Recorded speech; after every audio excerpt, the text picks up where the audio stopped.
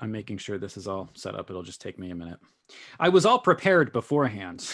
And this just kind of totally set me back, but it's okay. Yeah, isn't that irritating? All right. So I'm seeing here on the YouTube live, I'm seeing really mostly just my slides rather than, I don't know why it's not showing the whole thing that's going on here. So. Well, we just lost your slides here. Yeah, I know. That was on purpose. I'm just trying to make sure I'm getting this to work right. So, okay. Yeah, I think this is fine. Okay. And you should see it now. Can you see it now? Mm-hmm. Okay, good. Just making sure everything's working right. Well, thanks for coming on today. I'm glad you could join us for this kind of get together to talk about some of this stuff. Yeah, I just had the idea of doing this because I've had quite a few people kind of reach out to me and asking for just basic advice who haven't really used the internet to have to do the things they're having to use it for at the present moment. So we're in a very weird time in history. And because of that, I thought it might be beneficial if I just invited multiple people at once instead of having separate conversations about how to do some of this stuff. So as you can see here, the title of this webinar that we're doing here is Using Technology to Communicate the Gospel and to Serve Your Congregation, a guide for pastors and churches. So the kind of things that we're going to be talking about here are, relevant to our present situation with the coronavirus and just the inability of people to meet together. But hopefully these things can be useful for you anyway in your congregation. I think, at a time like this, we need to be trying to think through, what are some things that God could be using this for good, because that's kind of hard, I think, for us to probably focus on at the time being. But one of those things is it may force us to kind of utilize some of the technologies that maybe we have not used. And so with that, I'm going to kind of jump into this. Some of this may be really basic for you guys, but I know you're probably all coming in at different places. Some of you have, run an online seminary who are here, or some of you may not have used anything like this at all. So I'm assuming that you're coming from very different perspectives, which is why I want to allow for you guys to ask questions and things throughout. But as we go through this, I'm going to go here. Let's see if I can. Okay. You guys are seeing, because I can't see what you're seeing here. Start presentation here. Okay. Is it in presentation mode on your view? Yes. I can't see. Okay, perfect. Right. That's what we want. Okay. So the first thing I want to say is know the limits of technology. I think we can definitely just a kind of caution before we start, which is, that this is not the ideal situation. Despite what some people may want to do with their churches and what they see in the future, cyber church is not the way of the future. God created his church to meet in person. We think of things like celebration of the Eucharist, which is something that we do together while we're in person with people, and we share at the table together. And, this is ideal. So what we're working with right now is very much a less than ideal situation. And I think we just have to come with a recognition of that. And it's problematic if we're looking at this saying, this is great, we want to continue this afterwards. And here's kind of the problem that I'm anticipating is there will be, those people who come out of this season and however long this time is of, watching their church service on TV and, may come out of this saying, it was really nice to do church in my pajamas while watching it on TV for a couple months. So I think we should do this every week. And I think it's just good for us to anticipate that there may be people thinking that. And I think we just have to approach this knowing this is a very extraordinary circumstance, and this is definitely not ideal. But with those kind of qualifications in the way, this is a tool to aid the church, I think, especially in the difficult times that we're facing now. So the next thing that I want to say is this. You can find help. And in fact, it's really good for you to find help. I've spoken, I can't tell you how many people I've already spoken with, and I work with college students as well. So who use technology all the time, but I can't tell you how many kind of eye rolls I've seen of people saying, oh, our pastor doesn't even know how to use this stuff. And they won't even listen. They don't even listen to like what's going to work. And honestly, there is a young person in your congregation who knows how to navigate modern technology very well. There's got to be somebody that knows this stuff. And the reality is, the average 16-year-old probably knows how to navigate these things today better than almost any pastor who's, 45 and up. So just because they've grown up with this stuff, they know how to do it. What this is I think this does give us an opportunity to ask for help for people who probably have not felt like they have been asked for help in your congregation. If you are to reach out to those young people and say, I want to use this technology. I want to know how to use YouTube. I want to know how to, record things or live stream or whatever it is that you decide to do. That can really be pretty beneficial for the people who are listening in your congregation, and they may feel needed and wanted and like their opinion matters and their skills matter. So this can really actually be a very good opportunity, I think, for you to reach out to some of the younger people in your congregation that maybe you haven't. So, and a point we're going to talk about is filming, audio, all of this kind of stuff. And I put here, if we're going to talk about this, but is that it's highly likely that someone in your congregation has a decent camera that you can use to record, or at least an iPhone, which has a decent camera. I have a Samsung S9, which also has a decent camera. It doesn't have to be an iPhone, but iPhones are probably the most common. And I also said, find a gamer in your congregation. If you need someone who has a mic that works decently well on a computer, every gamer has one, okay? They're not hard to find. So utilize the resources and the people that you do have in your congregation. Okay, those are my kind of two introductory points before we get into specifics. So any questions or comments there before we move on?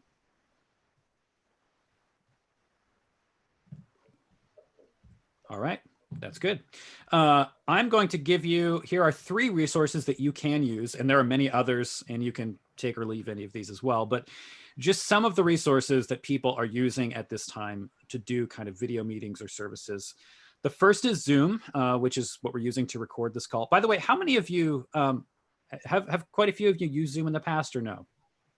Who has used Zoom? I started last night. I met with the elders last night. And how did you feel it went? And I know you're kind of more used to this because you've been teaching online courses for quite a while too, but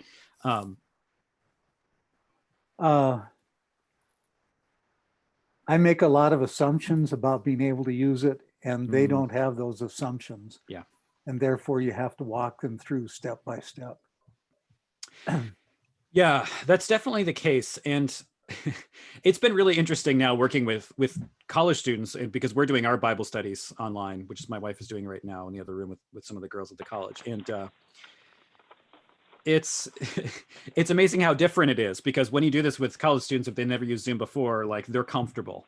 They feel like they know what to do. And most of us, when we start doing this, will probably feel really awkward. And that's just normal. And you do get over that. It's just a learning curve like anything else. And I think Pastor Shields can say as much about this teaching too, is like when you first start doing it, it feels strange because it's such a different setting. But, I mean, Pastor Shields, would you say, you pick on pretty quick, you kind of, you pick up on it pretty quickly? Yeah, maybe. I mean, I started with no help whatsoever from anyone. Yeah. And within an hour, I was able to get everybody on and start conversing and so on. Yeah. And if you need, like I said, if you're like, I don't even know how to set this up, and I'll show you how to set up Zoom along with some other things as well. But if you really do feel like you need help, reach out to a younger person in your congregation.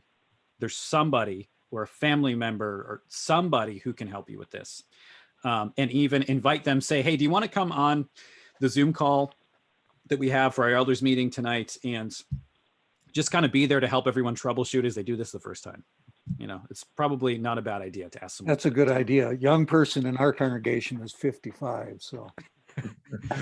And I know that's the case in other congregations too, but you've got to have kids, grandkids. There's somebody connected, right? If you say, can you have somebody, do you know somebody that is, under the age of 30 that knows technology that can help us out? There's going to be somebody, even if they're not part of your congregation. Let's just ask around. And it's a good opportunity to connect with people and make people kind of feel useful. So there's Zoom. This is for live face-to-face meetings like we're doing right now. It's the best platform there is. There are others. There's really no reason to use the others. Zoom has just kind of become the most streamlined, the easiest to use, also very reasonably priced. Then there's YouTube. So here's the thing with YouTube is free for uploading videos, which is great. It's good for live streaming. A lot of churches I know are live streaming on Facebook. I think YouTube is a better platform for live streaming. And simply the reason for that is, and this is something I want to talk about, is trying to create the kind of church environment in the best way you can. In other words, you want people, when they tune into your church right now, since they can't be at the building, and I don't know what the restrictions on all of your states are. I'm in New York, which is the worst because it's just a mess here. As Pastor Latois, I know, knows. He's more in the heart of it than I am here. But so we want people to feel like they're in a church service as much as possible, which means one of the things that I recommend people doing is, if you're able to tune in on your TV in your living room, it's much better than sitting at your computer screen or having a phone, because you can bring people around the TV. It's a bigger screen. You feel more like you're participating. So Facebook is a little limited in that way. People tend to just watch on their computers. With YouTube, a lot of people have, an app on Roku or their smart TVs. And I know not everybody knows how to use and navigate those things either. But for those who do, it is probably better. The one thing with YouTube is, in terms of live streaming, if you do decide to do live streaming through YouTube, and I'll talk about how there are some kind of downfalls to live streaming too, but if you do want to do that, YouTube does you have to have at least 100 subscribers in order to do live streaming, which means you got to get those quickly, and it's kind of hard to do that. There is one solution I have to this. If multiple pastors say, I want to use YouTube for live stream, and I really want to be able to do that, but I don't have 100 subscribers, we don't have a YouTube channel, there's one easy fix that I can give you, which is we create one YouTube channel for all AALC pastors. And we just do streams and videos on one channel. Everyone gets access to it. You can all upload to it. And that way you'll have subscribers from multiple congregations. And if you're interested in that, just let me know and I'd be happy to set something like that up. So would we be able to stream at the same time though? That's the problem, is you have to stream at different times if we did that, which would mean we'd have to have a schedule and you'd have to work around it. So that, yeah, and that may be a barrier to doing that. Unfortunately, you can't have multiple live streams at once. And we would need to have it, like if we were going to do it at church, we need an internet connection right there, right? You do, and I'm going to talk about that too. So we don't have internet at our church at all. And you're not alone there. There are a lot of congregations, and I know it's the area you're in as well, just doesn't have a great connection. So honestly, live streaming is not always the best option. It's the first one that a lot of churches go to, I think. And the good thing about live streaming is it feels more interactive for the people who are watching, because they know it's happening live. They know it's happening there. But the downfall of live streaming is that it just doesn't work well unless you have a very good internet connection. I mean, even if you don't have a terrible internet connection, it just may not be great. And if there's lag, like my wife and I we were streaming a church service last Sunday doing this on the TV, and there was a lot of lag like in the hymns. So you'd start singing the hymn and all of a sudden it would skip to a different part in the hymn and you're trying to like sing along and it just gets all messed up. So even if it's not a terrible internet connection, there can be a lot of lagging. And also a lot of internet connections are slower now because of how much streaming everyone is doing right now too, depending on your area. So that can also hurt it as well. So there are downsides to live streaming as well. One of the things that the church I'm going to here in Fort Wayne has done is use Vimeo. They recorded the services and then they make them available on their Facebook page. You just go in whenever you can and watch it. Yeah, Vimeo is easy and free. I don't think they have live streaming on Vimeo as far as I know, but it's similar to YouTube. So Vimeo is another good option. Vimeo.com is a good option for services as well. I know quite a few congregations are using that. Yeah, definitely. The other one that some people have recommended, no, I haven't used this myself, but I know some congregations are using it, which is Church Online, churchonlineplatform.com. This is if you're doing live streaming. If you want to do live streaming and you don't want to have to worry about the 100 subscribers thing on YouTube, and you also want something probably a little better than Facebook, that's another option. You just fill in some information about your church, and it gives you options for having a chat during the service. You can turn it on or off. And I guess the goal of this is people feel like they're kind of interacting and they're supposed to be talking about the sermon or whatever. I don't know, which is kind of a strange thing anyway. But the real benefit of Church Online, I think more than anything else, the thing that really makes it worthwhile is that it does allow for options for prayer requests. So there's a whole separate section. So if you were live streaming a service, people could send in prayer requests during the service and you could then pray for them, which makes people feel like they're really participating in the community and feel like they're there. So that's really, honestly, that's probably the biggest benefit of live streaming. It's another benefit if you use YouTube even for live streaming or something else, is people can do things like send in prayer requests. And, during the prayers, if you pray specifically for people's needs, I think they feel a little more connected. Okay. Any other comments on resources?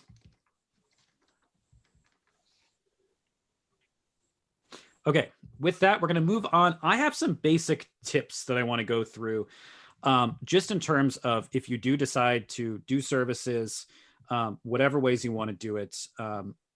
These are some just basic tips, things to keep in mind while you're doing this. It's always better to have video than just have audio. I know a lot of places are just posting audio sermons. That's great. The reality is most people are not just going to want to sit in their living room and put on an audio sermon and listen to it. You are much more likely to have people engaging in the service if they feel like they're engaged. Okay. And that's why I said, make the experience feel as much like a real service as possible. And while recognizing the limitations, this is not the same as corporate worship being together, but you want to give that feeling as much as you can. You want to do the best you can. So the more you can add to that, the better. And I think having a visual service really makes a huge difference. If you can have more than just the sermon, that's good too. The most you can do, the more you can do, the better.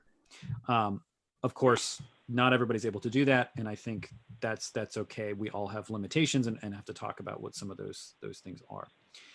And I said here, if you don't do this well, people will be watching someone else's services, and I can tell you that. I know a lot of people that have said, especially people 35 and under who have said, my church isn't really doing anything very well. We're just watching another church. Okay, they're watching another LCMS church somewhere. I know Pastor Will Whedon's church congregation, if you're familiar with him, has been live streaming, and I know a lot of people are tuning in there. I know a lot of people that are tuning in there and aren't listening to the sermons of their own pastors. And the reason they're giving for that is not that they don't want to hear the sermons of their pastors, but just they're not providing anything other than maybe an MP3 of a sermon, which just is not the same, because you want to participate in the liturgy and you want the full experience as much as you can get. So it's something to be aware of, that there will be people, if you're not doing this well, they will be looking somewhere else. And that could be maybe a problem coming into the future as well, that they'll be kind of disconnected from the church. We want to keep them disconnected or as connected to the congregation as possible. And then as you're recording, if you're doing this, just, kind of a rule of thumb, good audio quality is always more important than good video quality. I'm stressing the importance of having video along with audio, but honestly, the audio is far more important. And you can look at this just in terms of YouTube views and what people watch on YouTube. The there have been some very popular YouTube channels that have not great video. The camera is not good, but people will still pay attention because the audio is good. And when the opposite is the case, people tend to tune out and they don't get viewers, they don't get subscribers. So that's just this general thing that people tend to notice. It's a trend that audio, good quality audio, just means a lot more, especially at a church service. You want to be able to hear, you want to be able to know what's being said in the sermon. You know, it doesn't matter if your alb looks really good in video on your video that day. If nobody can understand what you're saying, there's no point. So that is the more important thing. Could I ask a question real quick? Please, about yes. the audio? I mean, Yes. any suggestions? I mean, what I have right now as the option is the webcam that I'm using now is what I'm videoing my service with. And I've got either I use the microphone on that, which doesn't do well at all, Yeah. or I run the audio from the computer out to the sound system and back into the computer, which is what I'm doing. Yes. But I'm having to cobble together cables and so forth that don't Mhm. make that the best quality either. Do you have any suggestions? I mean, I don't even know what I can get. I looked at Amazon for just, a couple of cables that might help me out, and I couldn't get anything until the end of April. Yeah, see, this is the problem right now is there are a lot of things that I would recommend. But unfortunately for the time being, Amazon is not shipping very quickly. There are a ton of resources, things I would offer on Amazon to say they're great things to use.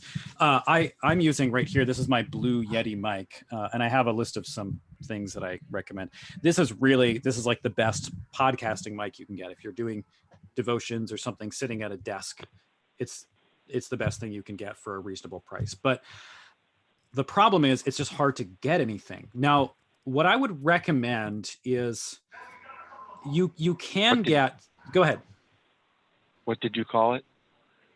The mic that I have here? Microphone. Yeah. Yes, and I have on here somewhere, I do have, I believe, somewhere I have, I think, a list of some things. If I don't, Okay. what I'm also going to do along with this is write some things up, and I can send you a link as well. I'm going to put up a blog post with just some specific resources, and I'll have the whole PowerPoint for download as well if you want to look over any of this again. But I'll put some recommended items there, and those will be some options for mics and options for cameras as well.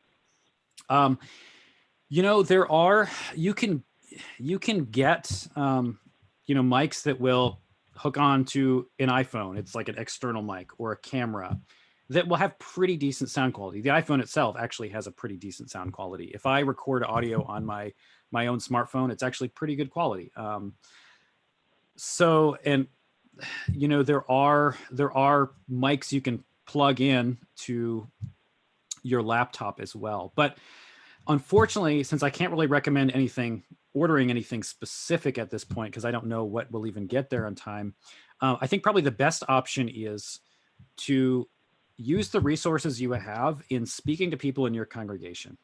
I would just ask, because chances are there's someone somewhere that has access to a decent mic that will just hook up to your laptop or will hook up to your iPhone or whatever. I wish I could give you something better than that, but I think that's the way we're going to have to go with this. There's just not another great option. You can go, Walmart and Target are currently still open because of, food and pharmacy. So if you're brave enough to go out and you feel comfortable and safe enough to do that, you can always go to the tech section and just ask what they have in stock, and they'll have something. There will be something they can offer you. And it's the good thing now is that this is getting a lot better. You can do really well off some pretty cheap stuff nowadays when you couldn't before. There was a time when a webcam was pretty terrible quality. I'm recording on a webcam on my laptop right now, and it's pretty good quality. So you could probably, if you can get access to something, if you're able to get to a Walmart or Target or borrow some from the congregation, but that's really the best I can offer. But like I said, I will have a list of some things you can look for specifically and see if you can find them, or if you're able to order them somewhere that will ship them. But you may not have great luck with that. Here's a thought. If you have a lavalier mic, it might be the same size as the input on your computer. And you may be able to stretch that out a little bit. Investigate that. Those are usually like 1/8-inch jacks, which is what you usually need to go into a computer. So if you have a lavalier that you're using, try it out, see what happens. Yeah, you'd have to try your own. I haven't used lavalier specifically hooking anything up to my computer. I mean, a lot of things are also Bluetooth now. If you have Bluetooth on your laptop or something, you can do that as well, which is pretty reasonable these days too. But like I said, just be willing to ask people for help, because there are people that can help you with this stuff. You'll find somebody. And come on, teenagers have nothing to do with their time right now, right? At least here in New York State, they're all home, and I assume for a lot of you. So they've got time. They can help. Okay. So another thing that I want to say here is I have film in your sanctuary, and I think some people are doing kind of sermons from their desk or at home or whatever. And I think, those things are, you do what you've got. And if that's the only way you can do it, you do it. But whatever gives the appearance of this really being a church service, the most you can, as I said, really helps. So if you can do it in your sanctuary, I think it's totally, it's really the best option. It's easily just the best option. That's what you should do if you can. So if you're able to film in your sanctuary, even if it's empty and it's just you, that's okay. Don't feel like it may feel weird preaching to an empty sanctuary. You may already be doing that. But it still really is better than doing it somewhere else. So the other thing, only stream if you have a high-speed connection. And I said, I really think more often pre-recorded will be better. And you'll know whether your internet works well, if it's fast at your church. If it's not, just don't live stream. You could end up with a lot of technological glitches, just not worth it. Okay. I said here, if you have no camera, use an iPhone. Someone in your congregation has one. Really, I mean, you may have a decent webcam on your computer. That's okay. Somebody's got an iPhone. Somebody's got a computer with a decent webcam. Somebody's got something. And iPhones, again, pretty good video and audio. You'll be fine. It doesn't need to be perfect. You don't need a professional quality thing or anything like that. It will sound decent. Have a stable stand for your camera or phone is really important. Don't just have somebody sitting there with a camera trying to hold it steady. There are plenty, if you're using an iPhone, for example, and you are able to make a trip out to Walmart, if you don't feel safe going out, don't. But if you know someone who does, maybe ask them to go out and pick one up and drop it off for you. But if they're able to do that, you have these little things that you kind of clip on to a phone. They're made the size usually of an iPhone. And they'll have like a little stand, but it's like a tripod for a phone. Really cheap, really easy to use and set up. Okay. All right. So then I said, music does not always record well. And this really depends on the quality of the audio and what you're using. But sometimes, especially elaborate music, if you're going to use music, keep it as simple as you possibly can. Just have an organ, piano, simple. It's going to sound better. If you try to have all of these instruments playing and you don't have the best recording quality, it could just sound garbled and confusing more than anything else. And one thing we've got to talk about with music is if you are using music in your service, I know some people aren't using hymns because they're like, this is strange. How do you do that? But if you decide to do that and you want to have hymnody in your service, you got to make sure that you have the rights to use the music. I mean, that's been an issue. It seems like CPH does have a kind of temporary license letting people use hymns in a Lutheran service book right now. I don't know the details of the license, but you can Google it or call up CPH and ask. I don't know. I don't even know if they have anybody in their offices right now, but if they do, figure out what the details, just make sure what you're doing is legal. If not, you don't know, just like use public domain songs. There are plenty of them. So just kind of stick with ones that you don't have to worry about. But what you can't do is kind of take a recording of something that's not public domain and put it in there as the music for your service. So you don't have the rights to it, and you got to make sure you do. I know that in this time right now, a lot of organizations, it seems like, are kind of allowing a lot more with this stuff, but just check to make sure before you use something. I think that's important. Yes, is there? Okay. All right. So let's see. Basic lighting. Okay. This is just very basic stuff when you're recording something in your sanctuary or anywhere. Don't have lights behind the camera. Like if the camera's pointed at lights, it will look terrible. You'll look dark. Have the lights pointed at you from away from the camera. Okay. That's the kind of lighting I have right now. I have like lighting equipment in my office here that is like aimed from this direction at me. If you have lights, the best thing to do is what they call 3-point lighting, but you get it from different angles, but kind of pointed all toward you.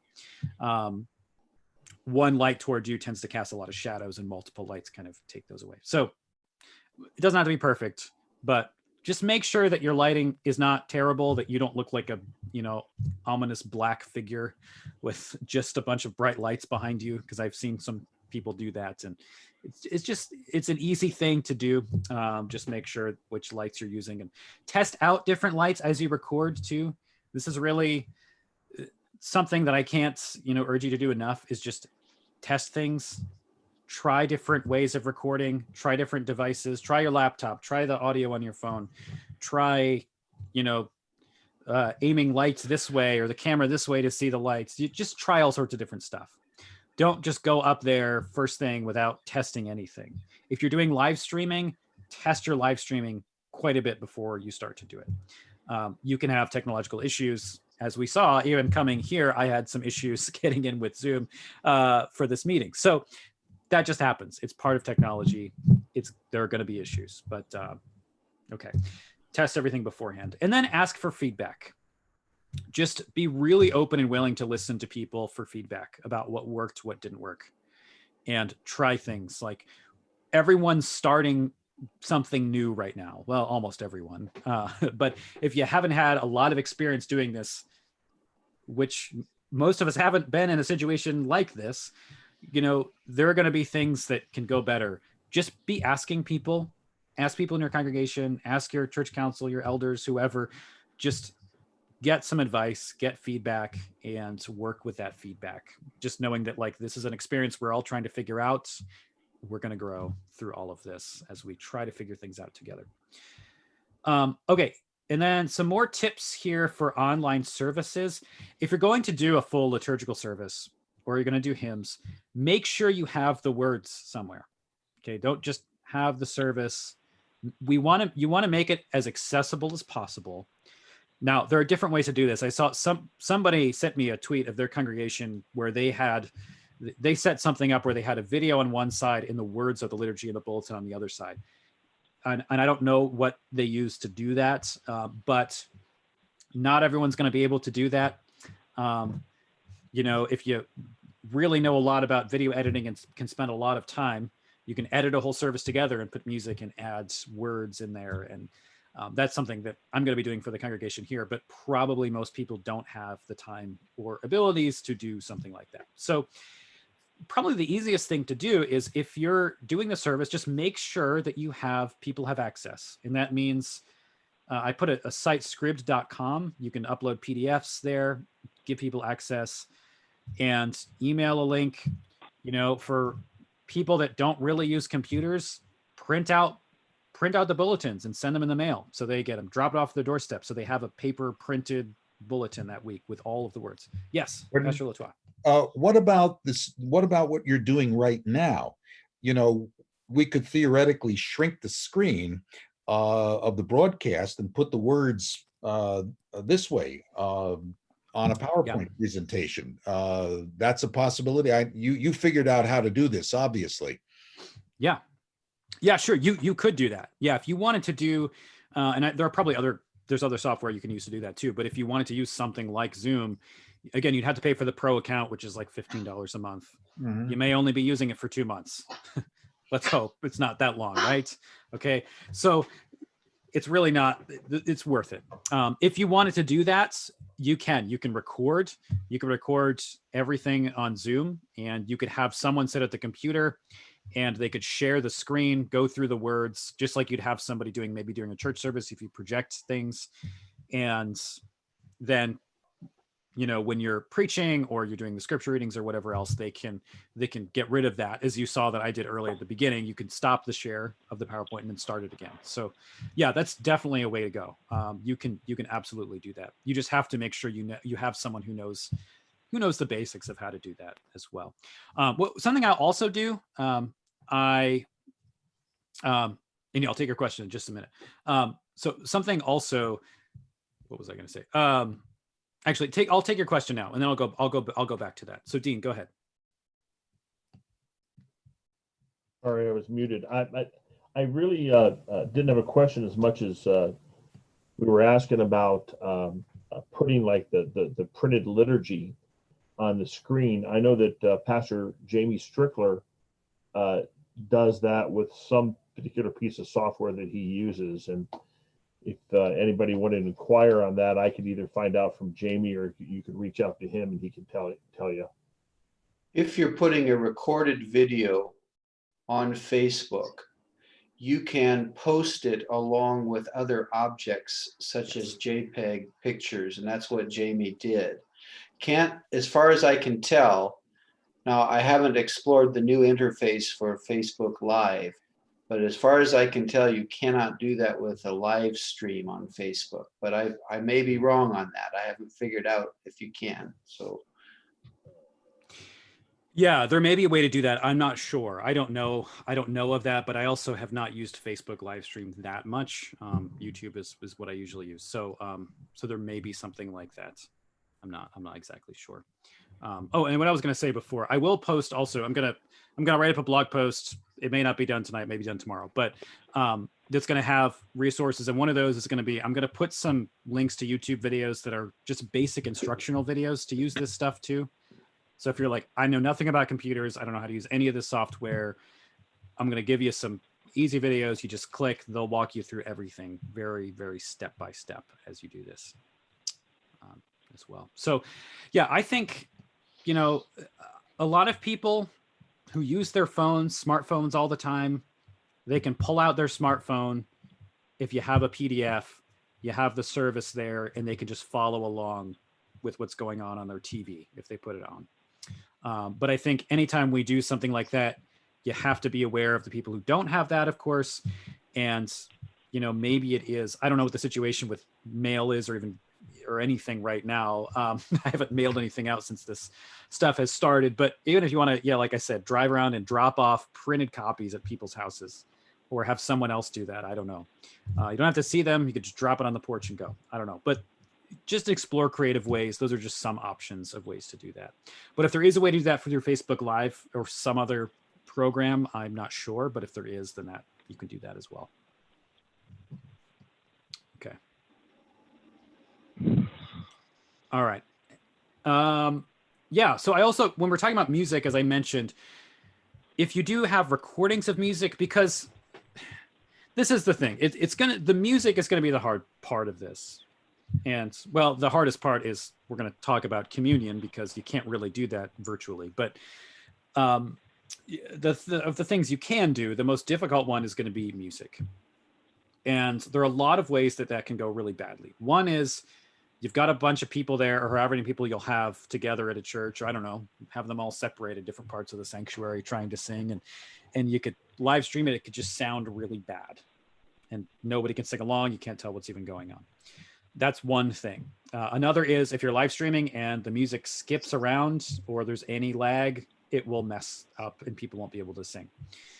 And so some people are not doing anything at all. That is certainly an option. There are people that are playing hymns and you just have a public domain audio recording. Look up, just go on Google and look up public domain hymn recording. Like just Google that, you should find stuff. So I wish I could give you like, here's a website that has all of these, all the hymns in the Lutheran service book, all, here in a row. And I can't give you anything like that. But and CPH does have some resources themselves. There's like an organ companion that I think is quite expensive. But if you do have access to that, it seems like they have at least they've kind of laxed on their license for the time being. But most of us probably don't have that. So you can find things. Just make sure what you do have is public domain. You don't want to get yourself in trouble through this time. Okay. So, and then the other part of audio is chanting. And if you chant the whole divine service, which is what I do, and I know not all congregations do that, so this may not be an issue for you, but if you are one that does, and you, would you mind turning off your audio or muting your audio if you're not speaking? I just hear some background noise from somebody there.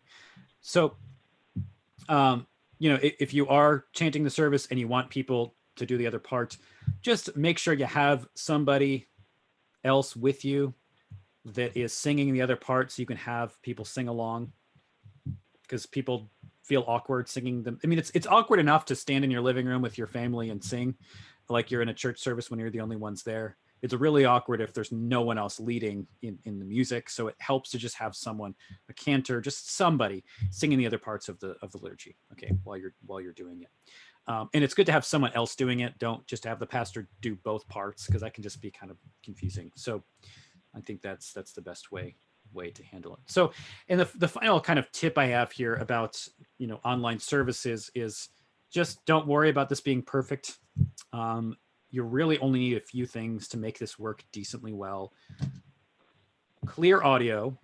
It doesn't have to be perfect audio, but audio that's clear enough that people can clearly tell what you're saying. Some kind of visual, again, doesn't have to be perfect.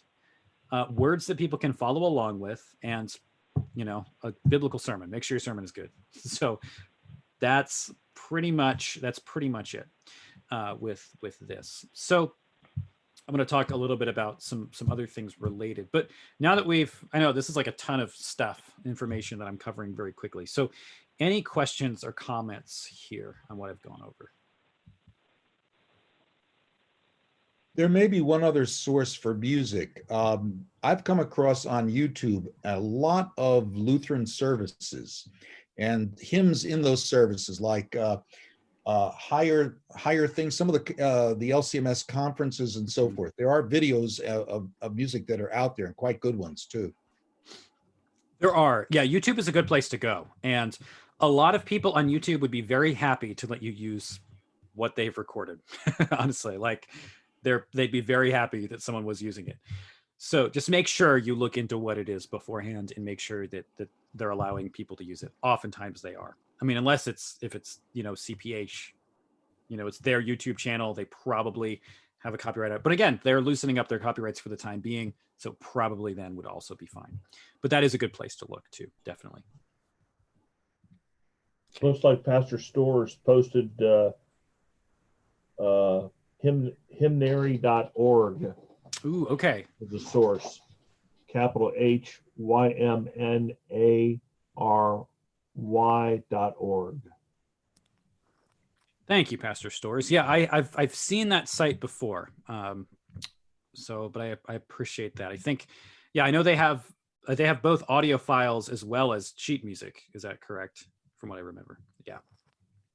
Yeah. Thanks for that. Yeah. Great resource.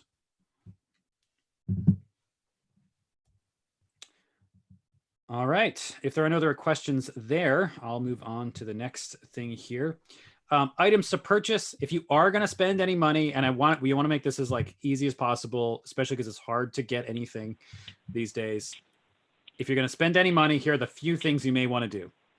One is a stand for your camera or phone. You might want to invest in getting a camera or something you can use.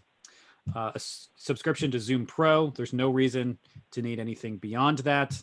Unless you want to host 2 meetings at a time, apparently, like I tried to do, then I guess you need the business account. But Zoom Pro is, again, very reasonable for what you get. Then an external mic for a camera or iPhone. As I mentioned, you can get things that are small, cheap, just plugs right in. and will improve the audio quality immensely. If you're recording at a desk for anything, I have 2 mics that I recommend. One is the Snowball and the other is a Blue Yeti. And the Blue Yeti, as I showed, this is what I use. So the Snowball is a little cheaper, but those are the best 2 mics you can get if you're ever recording stuff while you're sitting. That's really more what they're for if you're doing things sitting at your desk. So it's a good investment, honestly, anyway, for other things. If you can get a hold of one, you will use it in the future too. All right. And the next thing I want to talk about, that kind of covers the basics of the service, the divine service itself. But then, I want to talk about what are some ways that how can we minister to people in this time outside of the service? Like, what can we be doing on a regular daily basis, as those who are in ministry without being able to see your congregants face to face? It's a very strange situation. And I think all of us have felt this as we're trying to figure out how to navigate this. I know I am. But the benefit of having a younger people that I'm ministering to is they're a little more familiar, and they even themselves have all sorts of ideas of how to do things, whereas people in your congregation may not quite be that way. So one is, record daily devotions for YouTube. And it doesn't have to be daily either. I just said daily. It could be once a week, maybe just for people to feel connected, right? People are at home. A lot of people are really lonely. People are losing their jobs and they're not able to get out anywhere. It's just a really tough time. So if there's anything you can do to bring people the gospel in a way that they're receiving it during the week, it's a wonderful thing. So if you want to do some kind of daily devotion, if you want to, I don't know, just do the readings, for that service that day, or whatever you want to do, spend 15 minutes, 15 minutes with the pastor, give an encouraging word, pray, read something. You could do the daily office. You can go through the Psalms that day. You can do a Matins or Vespers service or Compline or whatever you want to do. There are many avenues of this, but I would encourage you, if you're looking into getting these resources anyway, as we're talking about for Sunday, use them for other things as well during the week. Okay. Was there? I thought I heard something there. Did somebody else want to comment with a question or? Okay. And continue to meet with your Bible studies. Like, continue to do Bible studies. We're doing these through Zoom, and it's working actually a lot better than I expected. I'm doing 3 Bible studies a week right now through Zoom, and it's a little weird at first, but people seem to catch on pretty well. So you can do it. It may feel awkward. People may be like, I don't know how to do that. Make sure, give people the proper resources, give them people that can explain the technology to them.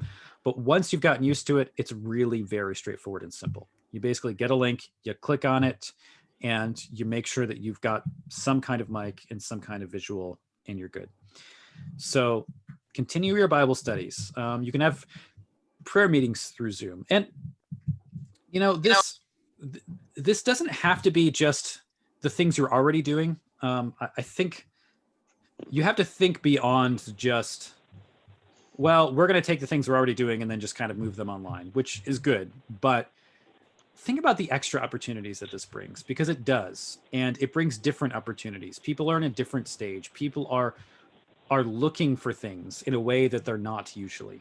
They're looking for a lot of people who are, retired. They're just looking for things to do. Somebody who's single, they're looking for stuff to do.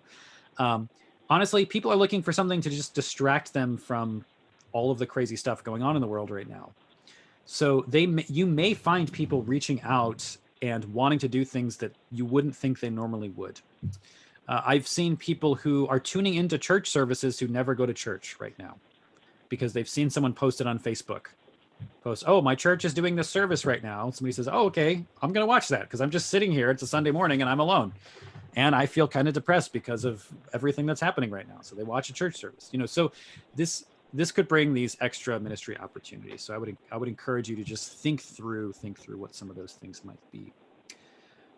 Communicate through email, send out regular emails with maybe a prayer for people, devotions. And I know you probably have a prayer email or something that you send out regularly anyway. You likely do. You may want to increase that. More people may be reading it right now than usual. So just think about how you can communicate in that way. And of course, you guys all know this. Everyone, I'm sure you're already doing this, but, make one-on-one contact with people, especially those who are isolated. It's good to do. You can do video calls with people as well as phone calls. There's something different about a video call. If you have, an iPhone, you can do it that way. If you have a Zoom account and people are able to just click the link and use a computer well enough, you can set up a Zoom meeting there. All right. And then the final thing is this, is make all of your resources as easy to find as possible. Make it accessible. And this is a problem that I've seen with churches that are doing this, is sometimes it can be hard to figure out what they're doing. It can be, you can search through the website and go to multiple pages and be like, what are they doing for church service? What are they streaming things? Make it as visible and easy to find as you possibly can. Put it at the very top of your website. It should be like the first thing that people see if they go to your website should be, we are streaming services while we're not meeting, because of the things that are going on. We're not meeting in person, but here is what we are doing. Put it there visibly, put it on Facebook, put it on your website, and you want people to be able to find those things. Okay. Somebody's audio is on and it's very loud. So if you don't mind, I don't know whose that is, but if you don't mind just putting yours on mute, anybody, if you're not speaking. Okay. All right. Thank you. All right. So any questions there? And then I'm just going to get to very basic how to set up Zoom for people, just to give you a basic, easy guide. This is how to do it. Any questions?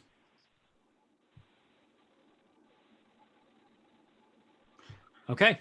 How do you Zoom? Okay. If some of you have probably used it already for elders meetings or other things, some of you probably have not used it yet. If you don't know how to use it, here's just a very basic guide. Okay. And again, I'm going to be putting this up online. You can get the PowerPoint so you can read all of this. Zoom.com. Go to zoom.com. It's free to sign up. Click on the sign up, it's free button in the top right corner. Go to plans and pricing, because a free account does not allow recording and limits meetings to 40 minutes. Right now, for the time being, at least, they are extending some of that for people because of the need. But I don't know how long that is going to be the case. Again, It's also limited to 100 people. So if your congregation is bigger than that, you're going to have to go with the next level. Yeah, and that limitation also, even with Pro, there's an extra fee to add extra people to the meeting. So all of the basic plans allow for 100 people. But if you do, even if you do if you're say doing a church service and you want people to come on through Zoom and that's how you want to connect with people, if you want to do that, it probably will also be families coming in together too. So it may not be 100 people, but if you do need more than that, at that point, honestly, I would probably recommend doing a different source. I think Zoom is better. Zoom is better for smaller meetings. I think there are other platforms that are probably better if you want to do something that's very big. But if you do want to use Zoom for something that is very big, that will have more than that, there is some kind of extra fee. But again, hopefully we're doing this for a couple months, so you won't have to do that. But for more, you won't have to pay too much. So there's no real reason to go beyond a Pro account, unless you're running a business. This should be enough. To create a meeting, just click New Meeting to start the meeting immediately. But what you probably want to do is schedule a meeting. So you click Schedule to plan something in the future. And there are a bunch of options you have. There are boxes you can check. Check the box that says Recurring Meeting. This is, I think, the easiest thing to do. If you do a recurring meeting, it means that you can use that link at any time to do any meeting. So if you're doing multiple meetings, you can use the same link. Just send it out to everybody. Just go into the same room at any time. It makes it really simple. So it gives you access to a room like we're doing now at any point. So under video, you want to click on for both hosts and participants, probably, so that everyone is on video. And audio, make sure it's telephone and computer audio, just so you can allow people to, if they don't have a computer or don't really want to use a computer, they can call in too.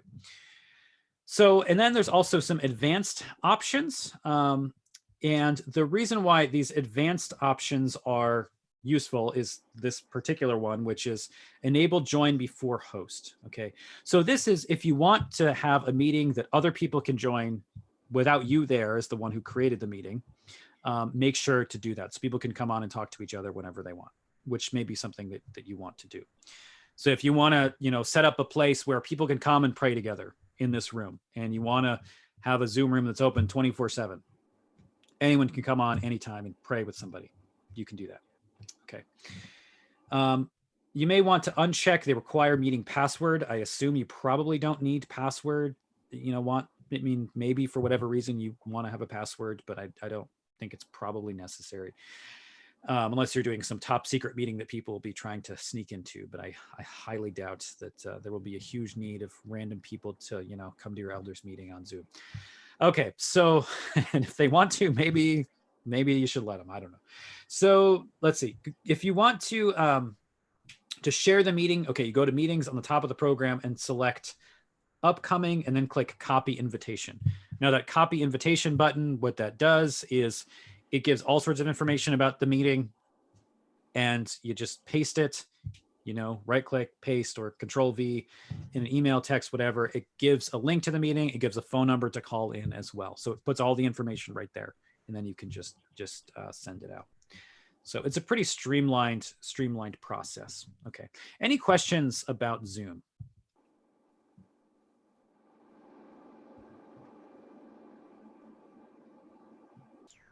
I guess I have one quick question. Yes. First of all, I'm sorry I joined late.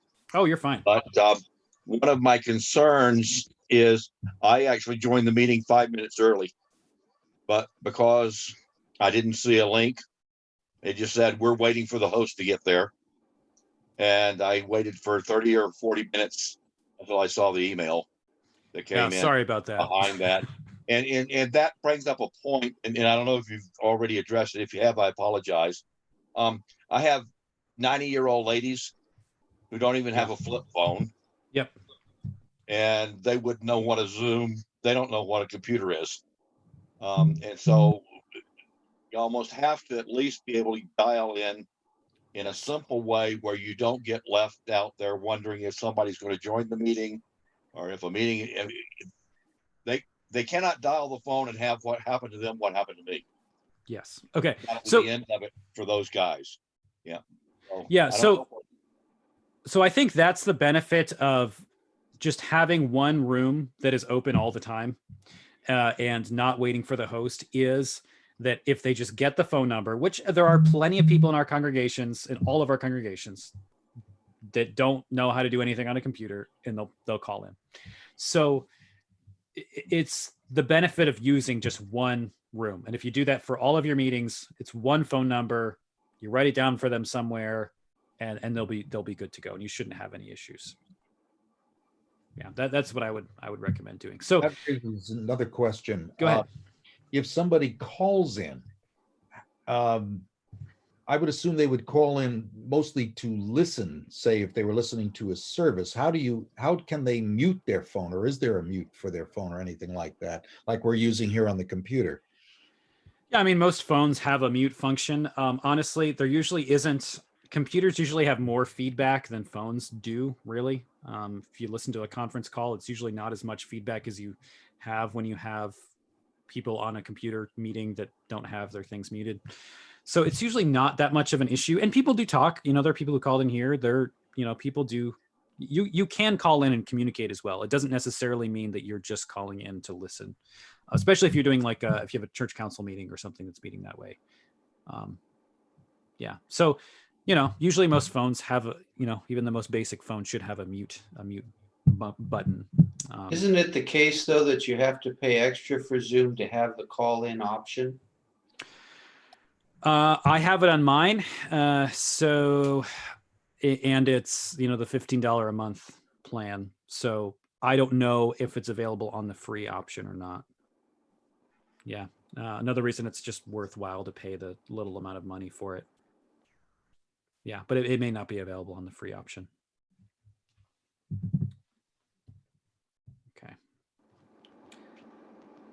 And I think, the biggest obstacle is Holy Communion. And this is the thing that I here don't really know how to give you a very great answer to. This is something that people during plagues and pandemics throughout history have really struggled with how to do this, is how do you give people communion without getting sick? And I saw images recently of the plague that occurred during Luther's time, where pastors were putting it, have you seen this? The end of like a pole, they put communion there to give it to people. So they're not touching them. And honestly, we've got to get creative if you want to deliver communion to people. If you want to, and it's hard to navigate how to do that. You got to be creative, but the problem is you don't want to be heterodox in doing it, which is, I think, what the temptation is going to be at a time like this. It would be really easy to say, hey, we can kind of do communion over the internet, get some bread and wine at home. I think that leaves innumerable problems. Don't do that. Just if I could be blunt, just don't do that. I think if you're going to do it, you need to do it in a way that is still reverential and respectful of what the sacrament is. You may have to be creative in doing that. I know some people are doing like drive-in service communion services. I'm sure you've probably seen this. Maybe some of you have done it. I don't know. There are options of, some people bringing communion to somebody, while they're in their house, consecrating the sacrament, putting it on the porch, and they come out, they take it, you bless them, they walk back in, you take whatever, the tray or whatever you had it on back. I mean, and I'm sure you've tried to think through these things too. There are ways to do it, but I think just theologically, it's important to know that communion is not absolutely necessary not in the sense that it's not important. It's very central to our faith, but there's a reason why we don't give communion to infants and the Eastern Orthodox do. It's not necessary in the same way that baptism is.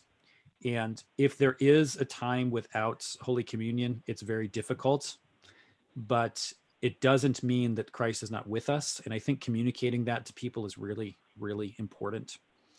This is why in interpretations of John chapter 6, Lutherans have historically said that there's kind of a twofold eating that Jesus speaks about there in terms of eating his flesh and drinking his blood, that there is an eating of and drinking of faith. It does not replace Holy Communion to say, well, we have it by faith anyway, so communion doesn't matter. But it is a recognition that even where communion is impossible, and there have historically been other circumstances like this for one reason or another, for a time, to know that we have a real communion with Christ in faith, even when we are missing the sacrament. So, this is just some general thoughts on the topic. I don't have a great answer, except that it stinks. That's the most difficult part about this. I think theologically, just pastorally, is how do you do this without communion, especially as we come up on the season of Easter. I mean, that's tough. So, all right. So I want to end with questions, and I said, and maybe some answers. I don't know, because honestly, I don't know. These are difficult questions and kind of difficult times in trying to navigate all of this. So I can't tell you I've got great ways of doing that. But any and all questions are open now. Just a comment, Jordan, Yes. and you were part of that. The CDCR has wrestled with this issue of communion practices where you just do it over the internet and that makes it good. The CDCR as a whole is not in favor of that, and pretty strongly so, and for good reasons. Yes, we did wrestle with this question theologically quite a bit, and we wrote up quite a few things, and we're working on a communion statement together as a CDCR, as a lot of you probably know, and that was part of our discussion. And that was, aside from this, was a different question that we raised. So it is important to know that we did discuss that, and that it was an almost unanimous consensus that there were a lot of problems with doing that. Yeah, Pastor Latois, go ahead. I have the luxury of a sanctuary that seats 200, to which 10 or 20 attend at most. So what we've found is that we're still open, by the way, and social distancing, therefore, in a sanctuary that size is very easy. I came up with a routine, a protocol for communion on Sunday. We abandoned the rail. I set up a card table with a tablecloth over it down in front of the rail, and we put the tray with the shot glasses on that table. I have some masks left over from yard work. And so what I did was I cleansed my hands with hand cleaner just prior to distributing the communion, stood alongside of that table, distributed host with the mask on, distributed host in the hand to each individual, and spoke the words of institution, both kinds, and had them take the glass out of the tray individually. We did not use ushers, but I asked them to maintain a social distance between each other as they approached. So it slows down the whole process when each person is coming individually, but it did work and everybody was happy with it at the conclusion. So I only wore the mask while I was actually distributing the sacrament. Otherwise, I drink out of the cup, and I kept the patent covered while I did the words of institution, and everybody was happy with that. Yeah, that's good. I think other people have come to those conclusions as well. Those who are still meeting because they're in circumstances like you. I mean, honestly, there's the one blessing of having a small congregation in a large sanctuary, right? Is you're able to do that. And I know I've seen some pastors who are, wearing gloves during the celebration of the sacrament and wearing masks and whatever way you want to do it. I think even then you still have to be just aware of there are going to be some people who may still be, whatever precautions you take. Especially Pastor Latois, I'd imagine where you are. I mean, you're kind of in the heart of everything right now. You're so close to the city where the outbreak is the worst. So, well, let's put it this way: these are people who are daring to come out. Yeah, that is true. That's true. At that point, if they're there, right.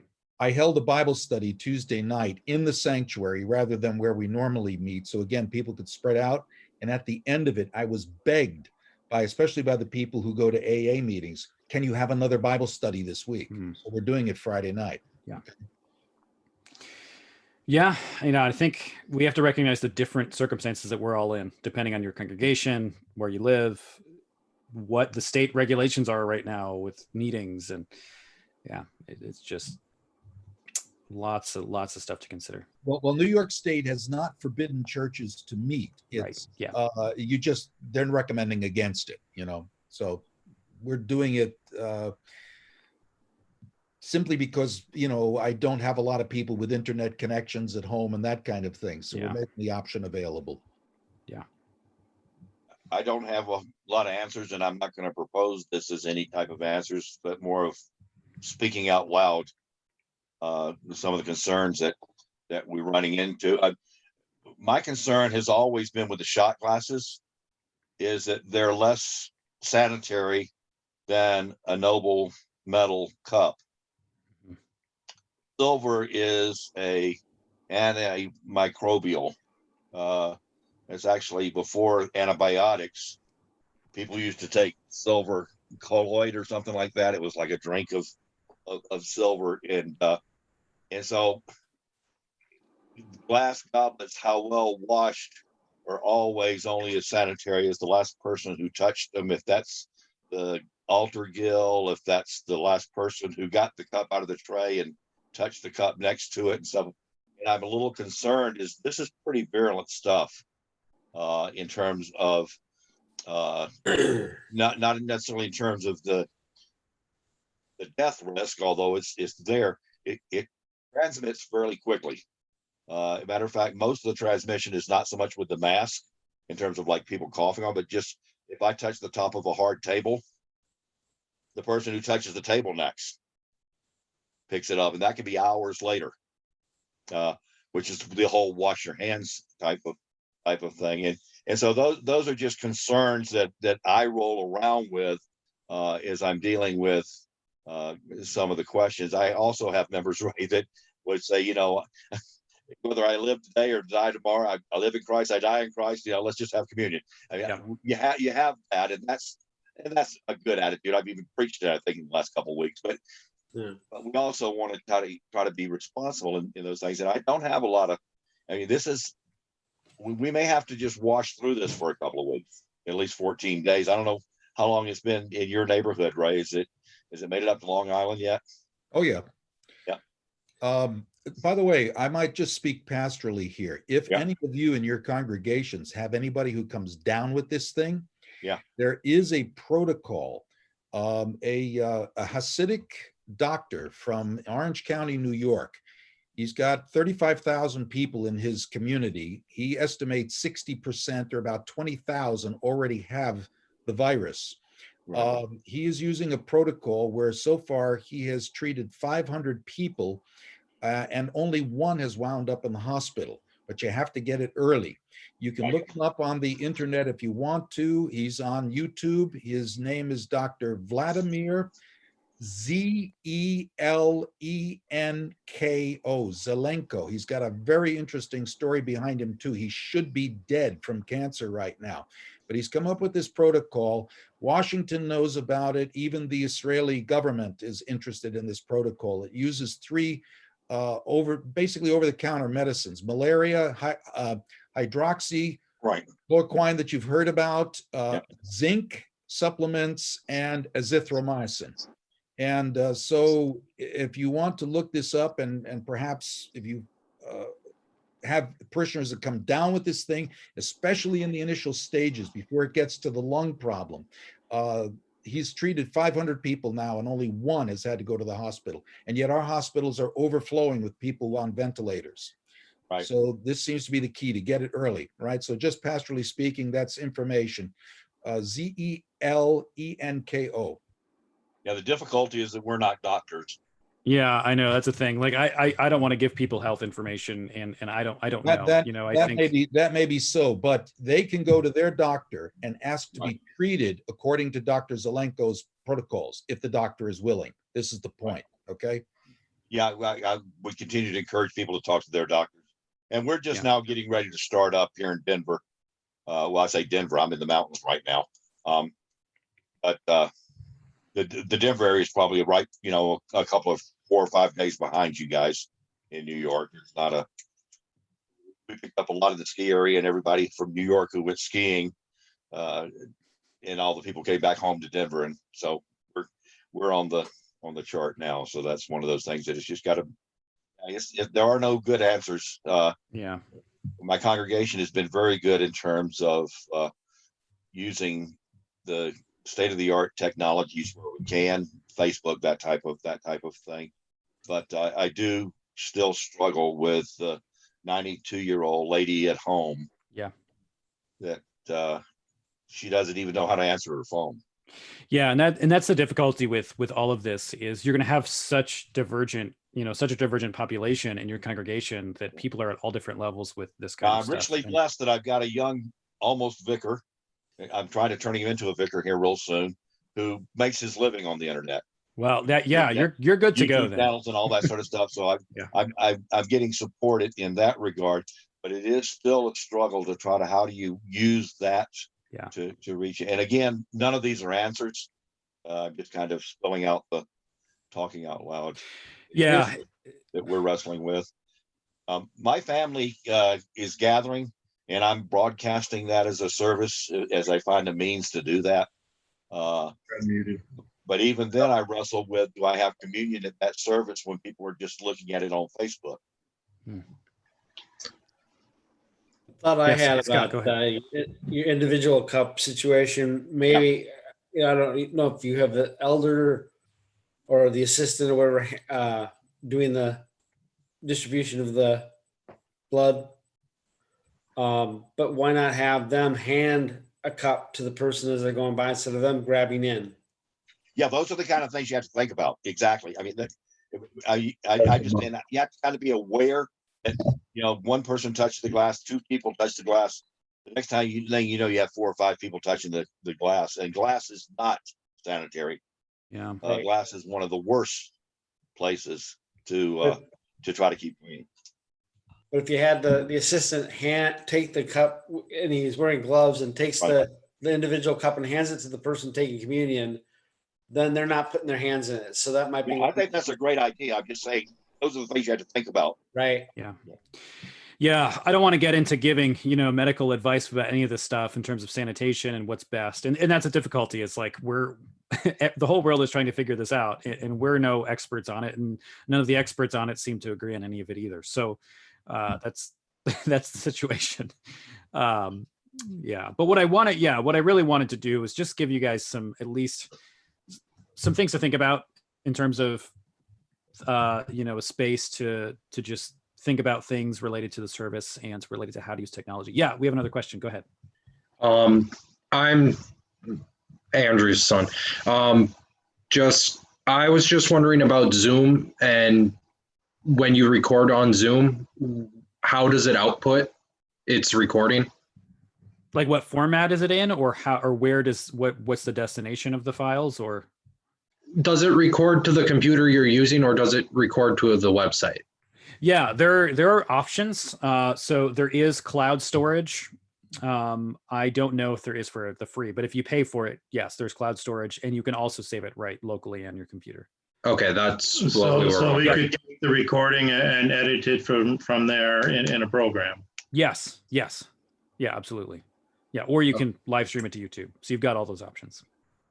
Okay, that was just my question. Yeah, Because it seems like the easiest way to get a PowerPoint in with a service recording, since we use a PowerPoint for the dialogue of the service. Mm-hmm. Yeah. If you would be able to take it and edit it, that's great. I think, and that's what I'm going to be doing for the congregation here. But I'm just aware of the fact that most people won't probably have video editing software, even know where to start with it. So if you're able to do that, that's fantastic. Well, As long as you have access. There's good freebie stuff out there. If you need help on that, let me see if I can find it. Yeah, there's I do that every week. So Okay. Just free stuff to do the editing. Yeah. I have a question that might be worthwhile for the theologians, since we have them gathered here. I'm live streaming a service, and I have people assisting me, my family, in this case, my wife and my son, possibly one or two others. If those folks are willing for me to commune them, how do you perceive that as something worth doing, as an opportunity for those handful of Christians gathered to commune, and then as an opportunity for those who cannot gather to commune to at least look upon the sacrament? That's my question too, because I'm doing exactly the same thing, Phil. And I don't know. I'm almost thinking I won't do it, or maybe I will. Well, it looks like we have our presiding pastor on the call, so maybe I will go to him for his wisdom on this question. To be honest, I've struggled with this question as well myself, and what is proper in that circumstance. So, hello, gentlemen. God bless you this evening. I'm sorry to be late to the meeting. I've been with a congregation for the last 2 hours and just broke away. I'm sorry I missed this meeting. I wanted to be here, but I needed to be there also. I received a phone call from a pastor. Let's see. What was his request? Well,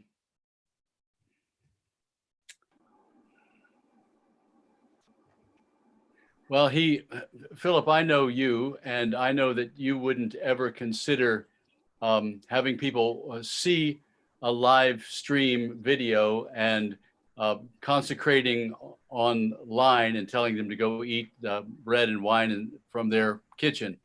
And there are some folks doing something like that.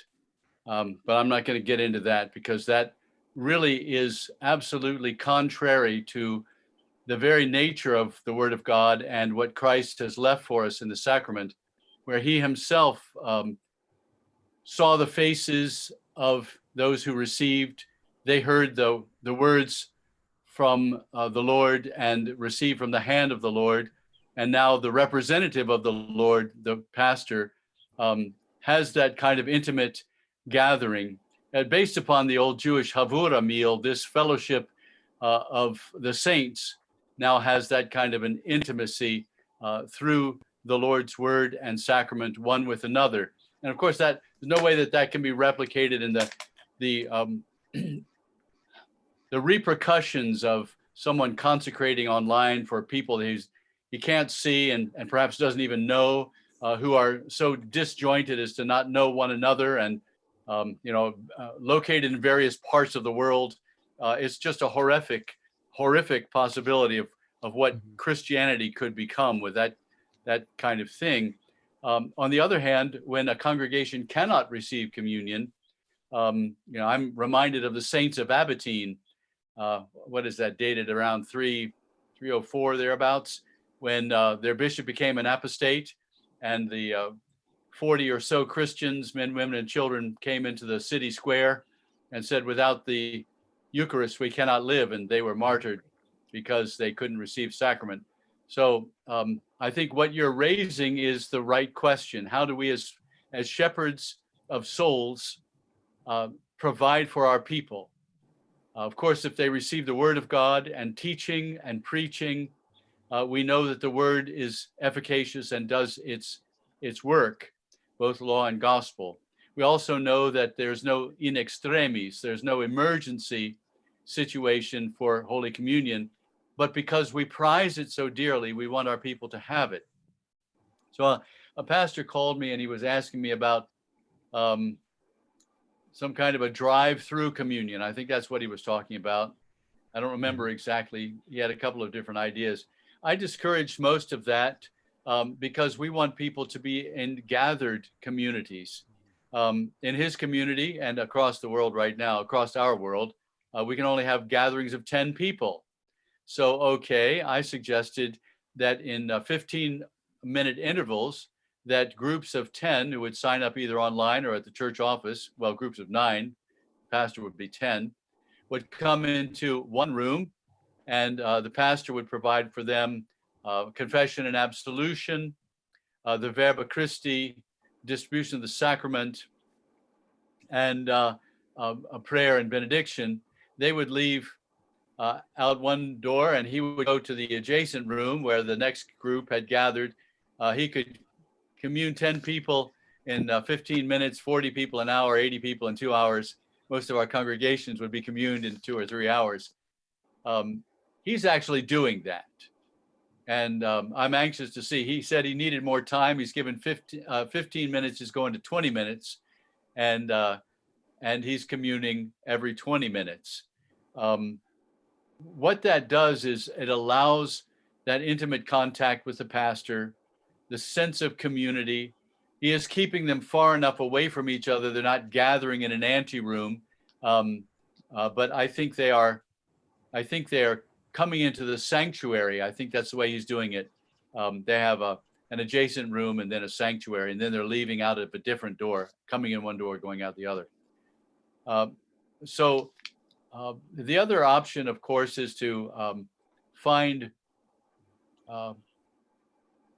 where there are, well, it becomes an opportunity to begin home groups, dividing the congregation into small groups and meeting with them.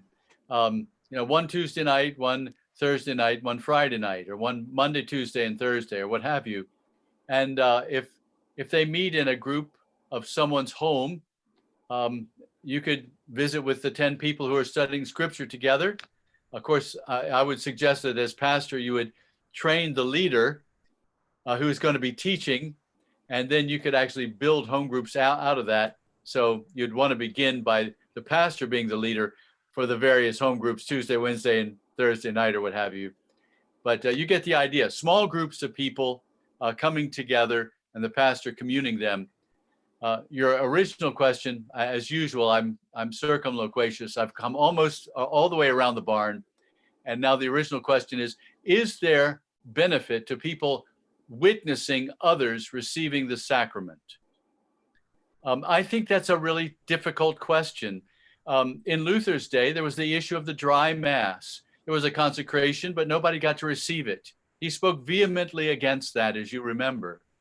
He didn't want the mass to be spoken and people not to do what Jesus said, to take and eat. So I guess one part of me is pretty reluctant to show it, but not allow people to experience it. On the other hand, the only way I can think of giving them opportunity to experience would be in small groups, either in the churches or in the church or in their homes. That I'm anxious to hear your contributions, gentlemen. That's just my initial thought. I want to initially say that that's what I'm wrestling with, is that example that you gave with Luther, but I also have a counter example. And again, I have zero answers tonight, guys. I have all the questions and no answers. My dad, 94 years old, locked in his little house in South Carolina, watches my service that I put on the internet every week. And he is richly blessed by that, absent communion. And he witnesses, we do communion every service. He witnesses the communion service every week. So as I take that example, it's a counter example to the other question. But there's a maturity of Christianity there that is there as well. So I don't have any answers, but that's my input. I have a question regarding home communion. It seems like the objection is that some could be tuning in that would be clueless. My question is, okay, using something like this program here, this Zoom, you can only get in it if you know what the password is. Is that not correct? And if you have only your own people and they are making confession in a group like this, they have their own elements at home. I mean, we're not acting as priests. We are acting as those who administer the sacrament properly, right? So what is other than the idea of the outside world tuning in and eating, drinking damnation to themselves, what would be the problem? I'm not exactly certain I see the problem. Yeah, and this was addressed a little bit earlier, and I don't know how much I want to get into this because I think we could probably spend quite a while on it, and it is getting late here. It's at least Eastern time. It's after 10 o'clock. So I don't want to go too much longer, but just my brief comments on that. As Pastor Shields mentioned, we did discuss this as the CDCR, and we dealt with this question of, is it a valid communion? And I think the question that the answer that we came up with was not so much, is it valid, but is it proper, right? Is this the proper way of doing things? And I think when we look at the sacrament of the supper, there's always been a concern, especially for Luther and the reformers, of sticking with what Jesus did as strictly as possible. And that meant that we do things like, well, you take it and you eat it. You don't put it in a monstrance and worship it. You do what Jesus said to do with it. So, it's the reason why Lutherans use wine rather than grape juice like the Baptists do. We want to stick with what Jesus gave us and told us to do as clearly as we can. And he spoke about doing it, and he did it when he was in the physical, real presence of the gathered community of the apostles. And that is just the assumption in the New Testament church going forward. So there's no precedent scripturally for anything other than the gathered communion of the saints physically together. So I think it can set, and I think we do have to think about precedent setting as well, because this is what I said in the very beginning, is we have to be cautious that what we do now is not going to be taken by the congregation as, well, we did it this way this time, so let's keep doing that. And I think this is probably the one area where we can be very clear. If we're saying this, that we are not communing when we're doing this virtually, which is a very clear sign to the people this is not the same. Like there are limits to what we can do, because I think when you cross that boundary, it's like, then you're kind of giving everything away and saying, well, we might as well just do it virtually all the time. So I think in a way that is kind of the thing that's separating what the blessing is of, and there's more than just that, but the gathered communion of the saints from what we are able to do with the technology that we have. I couldn't agree more. I think that Lutherans are very aware of the performative power of the word. And we think, well, when the word of God touches the earthly element, then it's consecrated. And we can get myopic in our views. I'm not saying that you are, Pastor Latois. I'm just saying we Lutherans can. And we can say, an amplified voice or a digital voice or even a recorded voice, if it touches the elements, then we have sacrament and that kind of thing. Now, what we're doing there is making something kind of magical, and we're taking it out of the context that the Lord presented and provided for us. The pastor has the office of the keys. It was given to the church. It was specifically delegated to the pastor because through Rite Vocatus, and now he is in a position to administer or to withhold this gift of grace. Part of John 20:23 is this responsibility. And one-on-one, looking in the eyes and knowing, is this person prepared for this sacrament? And if we're uncertain, then we talk with them before the service, and we meet them through the week. We have pastoral responsibility. We have pastoral connection and communication. We know the recalcitrant and unrepentant.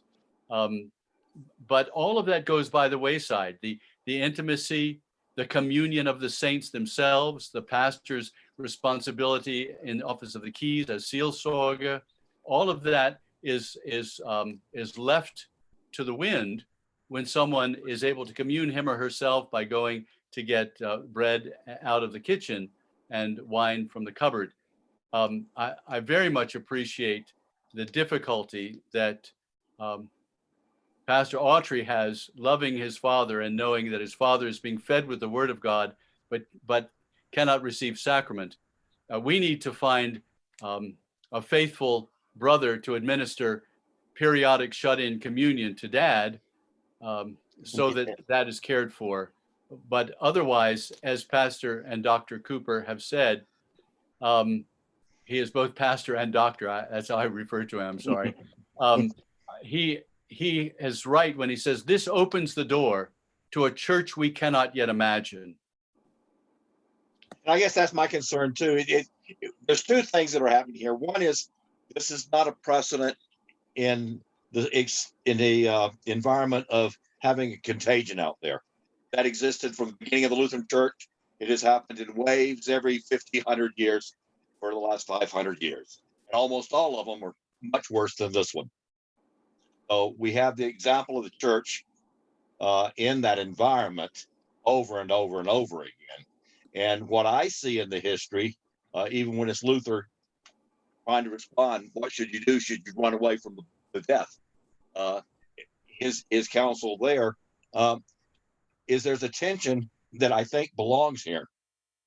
And I am reluctant to lighten the tension or to solve it, because for 500 years it hasn't been solved.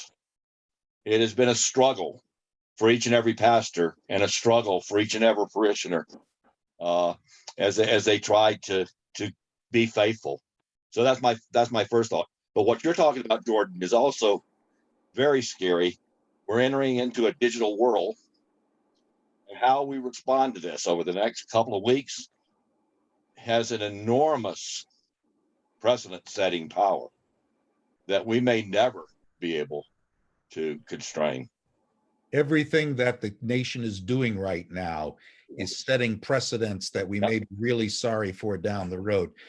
Pastor Lyons, just so that you know, we're live here. We're doing communion live, but I was just questioning the setting of virtual communion. It would seem to me that in a closed and I mean, this is the situation I'm talking about, closed communion, where you know everybody who's participating.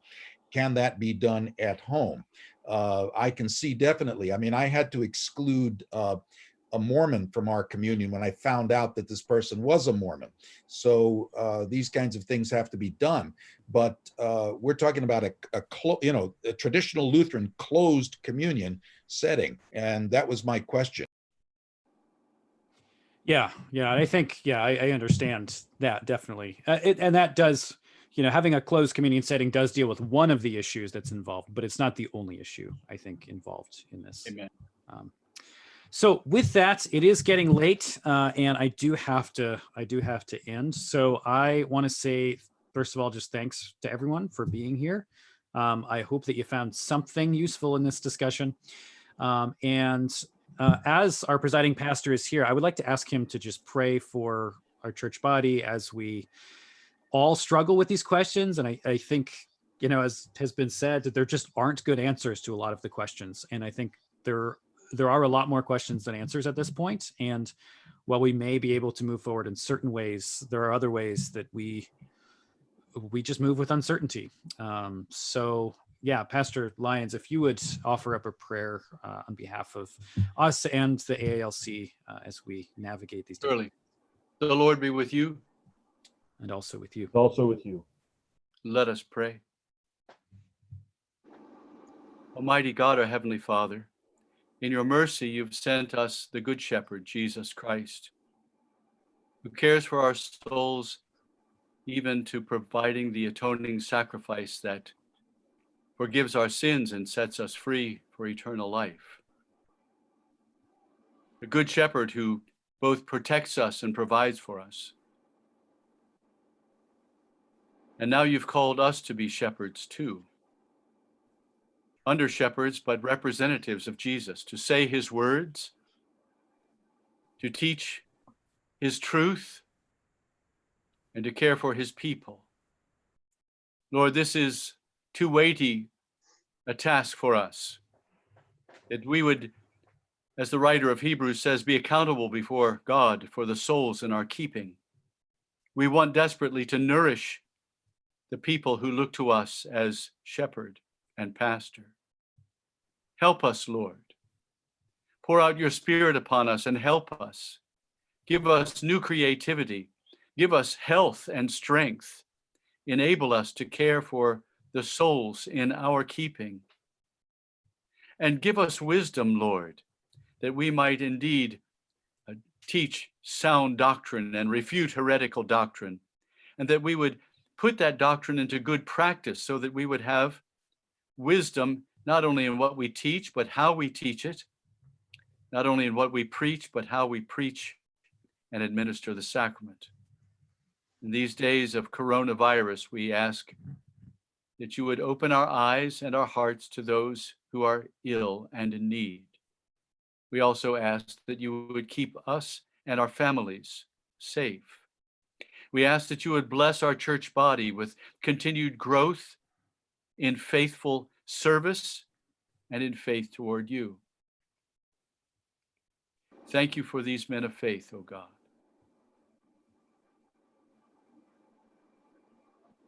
In the name of Jesus Christ. Amen. Amen. Amen. Amen. Thank you, Jordan. Yeah. Thank you, everybody. Thanks, Jordan. All right, everybody, you, have a great Jordan. night. Have a Bless good you. night. Bye-bye. Night all.